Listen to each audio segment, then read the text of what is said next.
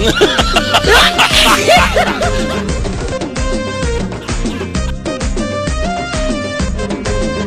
ইয়াসিন, আরে দোস্ত ভালো আছিস?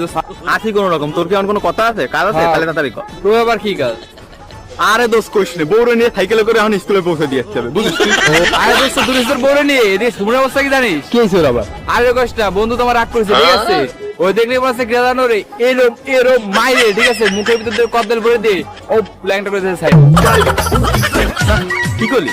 বন্ধু আমার সবসময় হাসি খুশি থাকে, ওর মুখ গোমরা, তোদের দেখে সে কি চল।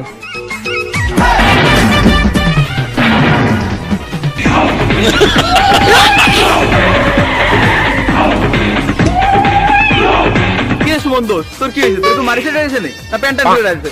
কি করিস? প্যান্ট তো ঠিকই আছে, কি হয়েছে তোর? দেখ আজকে আর কি ফাজলাম তো করিস না। হয় আজকে নিজে মাথা বাড়িতে তোকে মেরে ফেলবো, না তোকে মাথা বাড়িতে নিজে বল। তোর সমস্যাটা আমি কিরাম করে হঠাৎ করে ঠাস করে বুঝে ফেলাই। তোমরা কদ্দল কাছে গেলি না? কদ্দল পাত্রী এইখানে ভেমরুলে কামড় দিয়ে তোর মুখটা ফুলে গেছে না?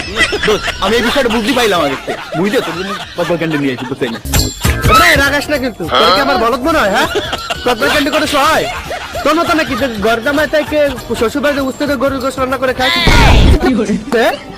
দোস্ত রাগিস না, সিঁড়ে ব্যাপার না। তুই স্টার সাই উড়ে গেদা কুত্তো খেদা সিরিয়ালটা দেখ মাথা মাথা গরম, ওইসব সিরিয়াল চাল দেখি না।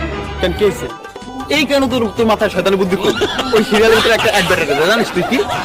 কদ্দল ক্যান্ডি, কদ্দল ক্যান্ডি, এই মান যদি মাথা উঠেছে মাল বসে বসে ছিল না, কদ্দল ক্যান্ডি খাও, হাগো আর দূরাই ভাগো।